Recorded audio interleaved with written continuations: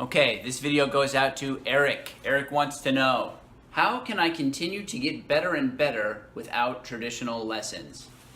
Good question.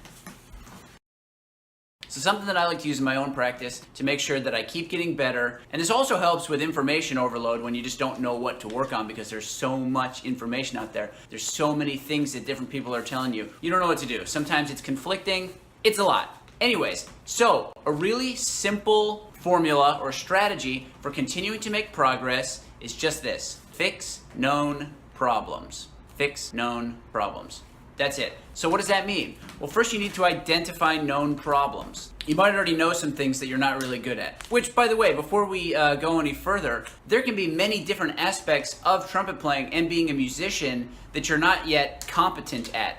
But you might not need to ever become competent at them. So really what you want to do is first start with the idea of some of your musical goals. What kind of player do you want to be? What sort of musical situations do you want to find yourself in down the road? From there, you can kind of make a general list of the things you need to work on, the skill sets that you'll need to play the kind of music that you want to play trumpet the way you want to play trumpet, or any instrument if you play a different instrument. And then from there, you can address known problems. So to do this, you have to gain awareness of what your problems are.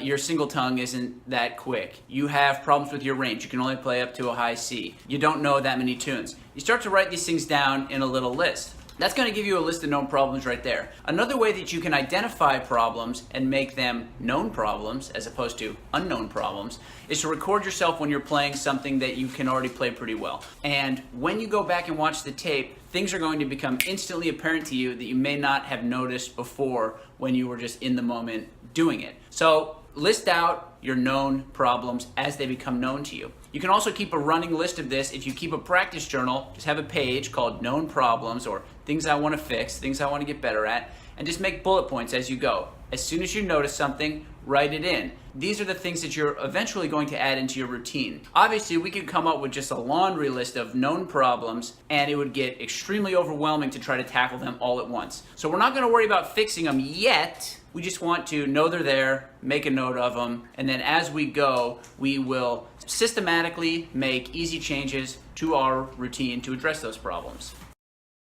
Now, to fix those known problems, obviously you're going to need solutions, and that can be something that's tricky for some people. What to practice? Where am I going to find the solutions? The first thing you want to do is identify what are referred to as bright spots. I read this in a book called Switch or something, How to Make Change Stick, something like that. They called it bright spots. Basically what it is identify times when you or someone else has successfully improved a similar problem and then apply that method to the current problem. So you can go really big picture on this, and it's actually a little bit better if you do go big picture and don't keep your focus so narrow on just trumpet playing or just music. For example, say your first known problem is you don't practice every day. You're not making the kind of progress you want to because you're not practicing every day. So rather than thinking back to yourself, well, how have I successfully practiced every day in the past? Now, just think about it in much more general, abstract terms. What you're trying to do is create a routine. How have you successfully created routines in the past? How did you successfully get in the habit of brewing your morning coffee? How did you successfully get in the habit of how you drive to work? Start to think creatively about how you've done these types of things in the past, and then see if you can find a way to fit a solution, make up your own solution, into your life as it stands right now to fix the problem. When you are looking for those bright spots, use your intuition. Practice using your intuition. Something that is so simple that people won't do is they'll sit down and they'll fret about, like, oh gosh, I can't come up with a solution to this problem. You know, what am I going to do? What am I going to do? What am I going to do? Look straight ahead of you. Ask yourself, what is the problem? See if you can get a more clear picture of what the problem actually is. Say it out loud. What is the problem? Things will start to come to your mind. When the right idea comes to your mind, boom, it's going to hit you like that light bulb moment. You're going to feel good about it. Go with that. Then ask yourself out loud, staring off into the distance, how can I solve this problem? What you're doing here is you're practicing using your creative intuition. You're gonna get better at it, and pretty soon you're gonna be able to come up with all the answers on yourself. You're always picking stuff up. You're always picking things up from different people, different players, things you see online, videos, books, lessons. You're always taking in information. You're always subconsciously observing the outside world, and your brain is picking up on stuff. And this is basically the raw material that your intuition is going to use, your creativity, to come up with answers to these questions for you. So don't be afraid to actually ask yourself the question.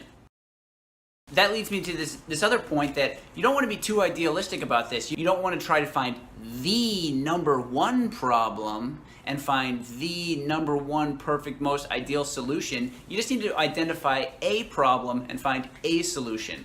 As you progress, as you continue to practice and apply yourself to learning to play better, you're going to get better at identifying the problems. You're going to get better at coming up with solutions to the problems. You're going to learn how to do it better as you go. So don't be too concerned with your process at this point. Just do it however you can do it. And then when you look back 6 months, a year, a few years from now, you're going to realize the mistakes you made, not with your playing, but with the process of learning how to play, and you're going to be able to improve that process.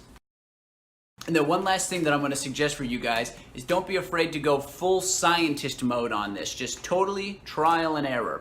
You have a known problem, you write out a solution that you're going to try. Because you know what, you might not have a good enough answer that you sort of know intuitively is going to work for you, so you just make something up. Just make up a solution to the problem, write it down, write out a way that you can experiment with it. I'm going to try this every day for 3 or 4 weeks. And if it makes a difference, I'm going to keep doing it. If it doesn't make a difference, or if it makes playing worse, I'm going to let go of it for now. It might not be worth throwing away forever. You might come back to it later. You might discover something through that process that you can use later down the line. But just be pragmatic about it. If something is helping, if something's making you feel better, go for it. Do it. Even if you have to change it down the line because it sort of reaches its end, you hit the end of the road, and that specific tactic cannot take you any farther, that's totally cool, because again, we're learning about the process of learning. And then when you do this, you're going to be able to put another foot in front of the other, another foot in front of the other, another foot in front of the other. And after some time, you're going to be really damn good at whatever it is you want to be good at.